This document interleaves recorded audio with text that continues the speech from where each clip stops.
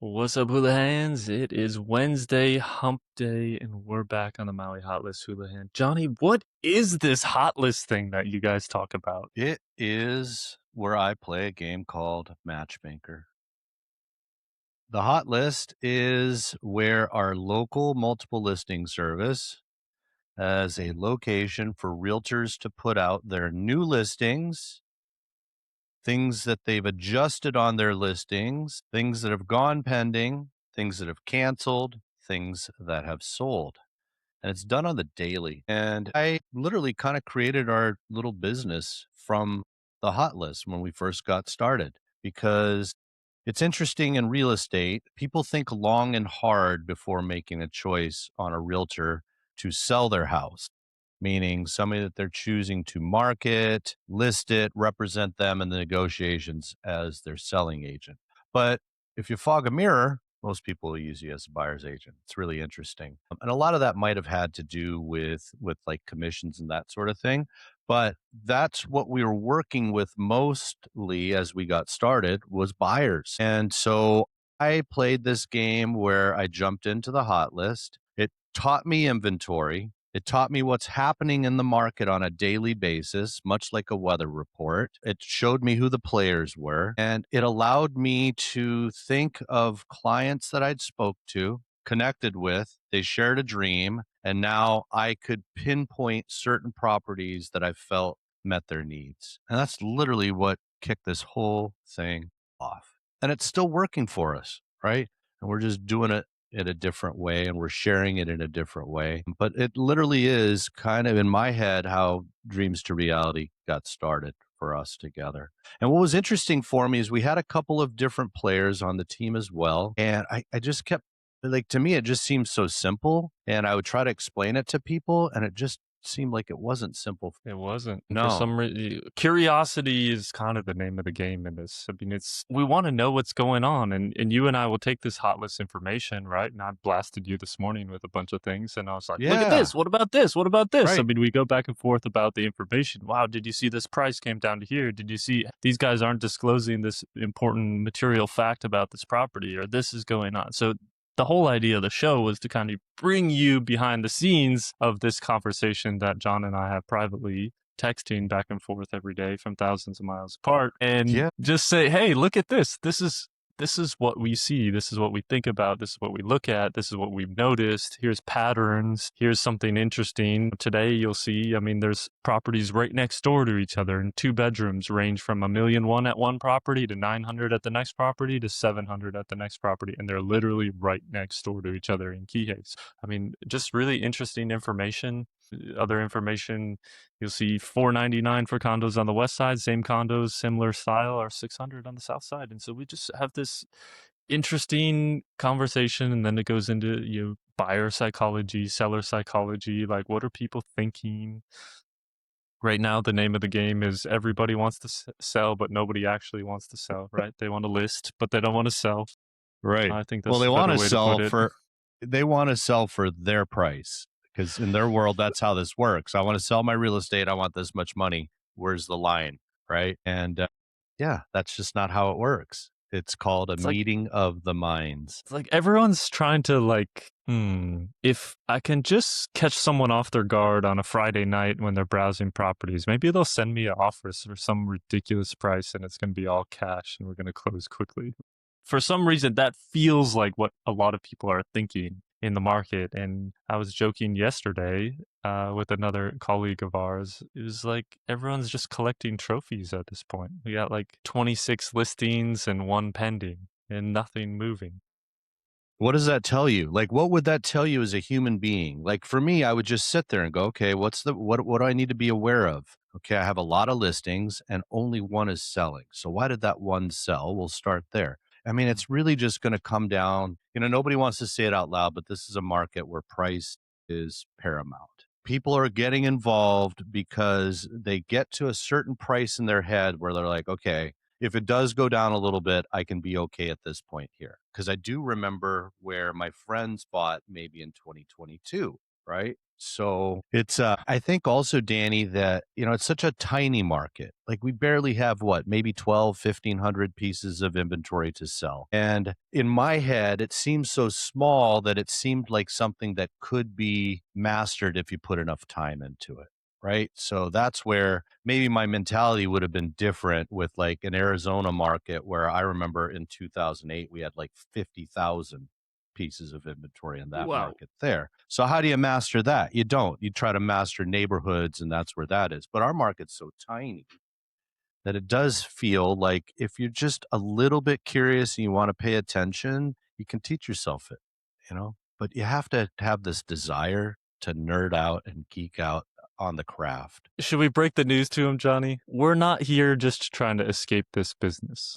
Almost everyone else that we talk to, their number one goal is to get Yes. out of the business. Right. They don't want to sell real Right. estate. They don't want to show properties. They don't want to negotiate deals. They just want to be done. They want some sort of revenue income from bringing on, recruiting other agents. They want They're going to to be hire property other people to do the managers. work. They want to do property management. Literally, I mean, I could go down a list of people in the business and everyone wants to get out of it. So Johnny's not going anywhere. I'm not going anywhere. We actually kind of like this. As sick as that sounds, we actually kind of like it. You have to be sick to do this business because you do go through, well, at least we do. I mean, there's a month or two that goes by where you don't make any money. That's uncomfortable. And then there's months where all of a sudden you like make a year's worth, like, in your past. And you're like, oh my God, this is the best business in the world. And you have to be sick to be able to do this because I make fun of my sister all the time. She's an attorney. And I remind her, I don't get paid for my failures like you do. Right. You charge hourly, whether you perform to the extent and they get the desired results or not, they still have to pony up cash to pay you. Me, all the hard work, poof. And guess what? Sometimes you and I are instigating the poof, right? Yeah. And that sucks in the pocketbook, but in the world of business and how I go to sleep and how I feel I'm going to attract others in the world of thinking big pictures, and that's why we do it. And that's again a love for the craft. And there's we do different things based off of who we're representing, right? I mean, I'll use contingencies for example. Contingencies are the protections that we have in the contract. They are time periods to do your due diligence or your homework on this. Big ones are inspection period called J1, another huge one. That's the paragraph condo documents, the seller's disclosure statement, right? So those contingencies, when I'm representing a buyer, believe it or not, my goal is to actually extend those at any time. And how I do that is if you have to amend something, meaning you kind of messed up on your disclosure to me and now you need to correct it, well, now that gives my buyer a little bit more time to reflect on these things.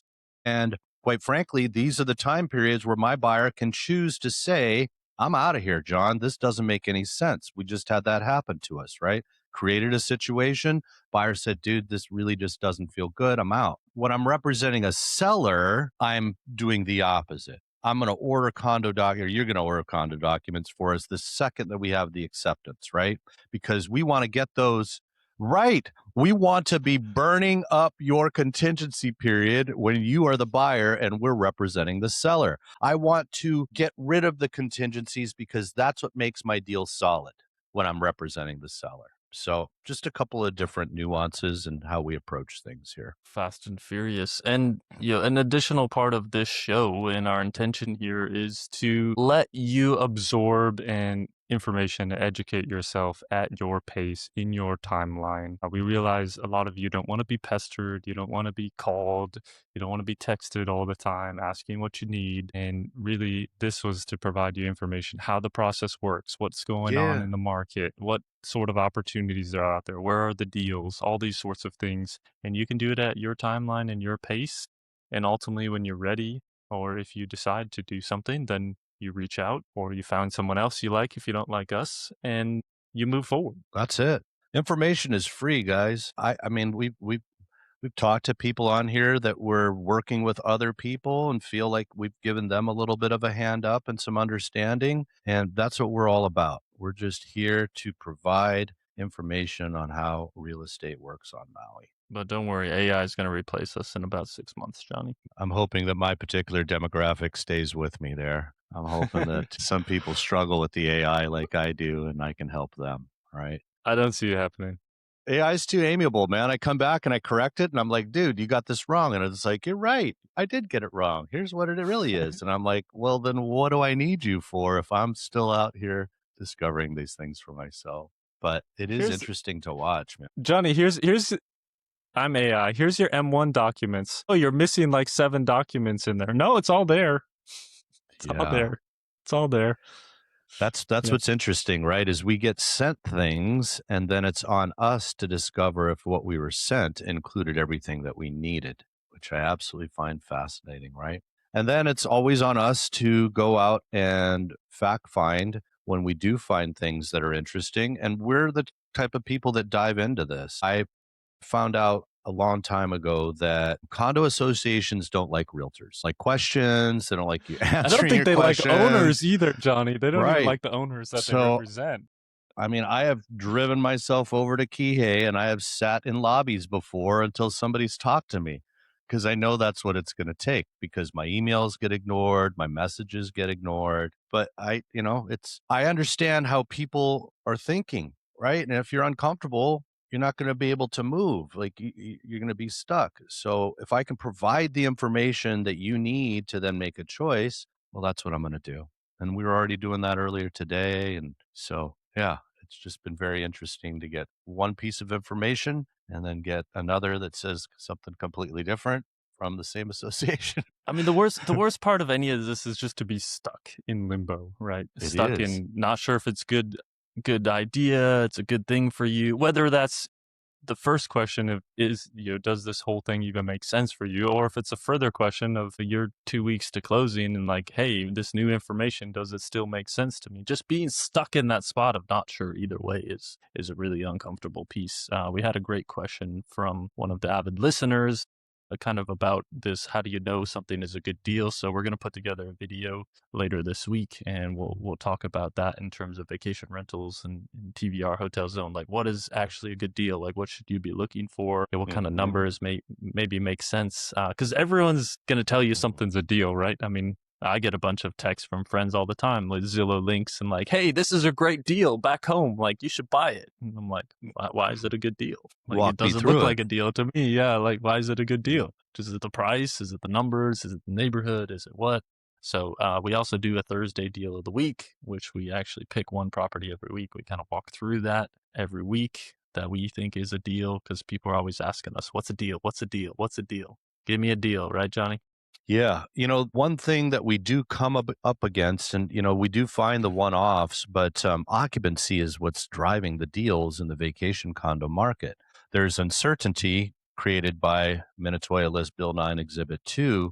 However, the addition to that is just messaging, fires, weather, what have you. People just aren't coming back to Maui that they did in the past. Now, we get these things that happen to us periodically. However, we do remain a very, very convenient, beautiful, tropical location for people to come over and visit. So while they stop for a little bit, they always come back. So that's where people need to have an understanding that the deals in certain categories, especially vacation condos right now, are there because people aren't making the money that they might have when they bought in 2022. I was literally just looking at some numbers for a unit that's in Honua Kai, and they did 144,000 this year. They did 118 yet last year. They did 260 in 2022. So when we were selling condos, vacation rental condos using 2022 rates, you can see why they were still popping off at 23 and 24 because people are going, okay, well, as long as I can still get these returns, I'm going to buy it. Well, fires happened. Now we're on round 3 for Kona storms. People are starting to, this is humans. We look for patterns. Oh my God, is this a new thing for Hawaii and Maui? Is it always going to be Kona storms? Well, no, but weather is weather, right? That's why we make fun of weather people because they're right about 50% of the time. We don't know. You never have to be right and you still got a job forever. That's right. So you didn't have to delete the content even. We have to, if we say something wrong here, we just have to delete the content. That's it. Just kidding. We don't do that. We don't do We that. leave all our warts out there, man. It's good to learn, you know? I'm We're okay not being always wrong. right. I'm okay being wrong. I really am. That's just an opinion, and it's like our okoles or our backsides. Everybody has one. Johnny, one other topic on the Yeah. radar. So oftentimes we get people kind of reach out to us. Maybe they go on our website, maybe they're looking at properties, and they're kind of Mhm. last day on the island, and they suddenly want to book a trip and go look at some properties. Yeah, What's let's going talk on about there? that. You know, I feel that people come over here, and especially those that come a lot, it's hard not for them to consider owning. However, the time is so valuable on Maui, and that's why they kind of wait till maybe the end, and then they'll go talk to a concierge and say, "Hey, do you know a realtor? I might want to see a couple of these today because this is my last day." Mm-hmm. And I have these conversations over and over and over again. And I remind them politely that, you know, it's unfortunate, but the condo's occupied because it's a vacation rental condo. So I just can't get you in as quickly as you want to, right? It's difficult to see property on Maui. It is not like, you know, what I was used to in a different market where everything's on a lockbox and I just need to tell you when I'm going to show up. And they're like, yep, that's cool. And then I go and I open the place up for you and you go and you check it out and that's great. And we can talk in the kitchen together. There's no sellers around, maybe a ring camera we need to be a, but we should be able to have conversations. Here on Maui, about 90% of the time, we're going to meet with the listing agent. And so we need to schedule around vacationers. Then we need to schedule around the listing agent to make sure that we can all go take a look at this. So it all just takes time. So that's where if you're curious and you just want to kick tires, we suggest you just stop into open houses. That's what those are there for. And they're just, you see that they're open, you get to walk in. What's funny is a lot of agents will not do open houses on crappy days on Maui because they want the property to shine. They want it to show in its best parts. But believe it or not, some of the best times to do open houses is when it's rainy on Maui because the tourists have nothing to do. We only have a There's movie not much theater on else the to west do. side. That's it. They're like, you know, Netflix and chill. You're stuck in a hotel room. The kids are looking at you. So anyway, that's when a lot of people hit open houses. So yeah. So it's just difficult to just like fly off the hat and say, hey, John, I want to see this today. I'm going to disappoint you. And that sucks for me, but I'm going to do it. Yeah, it's unfortunate. And if you want a list, we can drop that in the description of all the open houses available on any given day in real time on Maui. You can just go ahead and take a click and check it out or drive around. You see the signs all over the place. That's If you it. don't want them to bother you, you can just throw our names out there. That's Even it. if you're undecided, if you like us, if you don't want to work with us, you can just throw our names. Hey, we're working with Danny and Jonny, Yeah. Because the good and ones will nobody will follow bother up you. with you. That's right. We're happy to take the hit for you. Happy to take the hit. We'll field all the calls because you know they'll be hounding us, right, Johnny? Absolutely, What man. do they What they What do they think of think? it? Do they want to put What an they offer? think? Do they see themselves in the unit? Yeah. Go 10, go 10 go! minutes in, they're ready to go. Love at first All sight. right.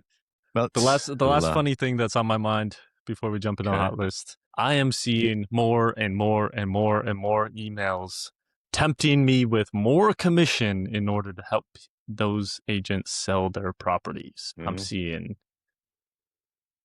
double the usual rate, 1.5 times the usual rate, extra bonuses, an extra 10,000 here, an extra 20,000 there to sell the property.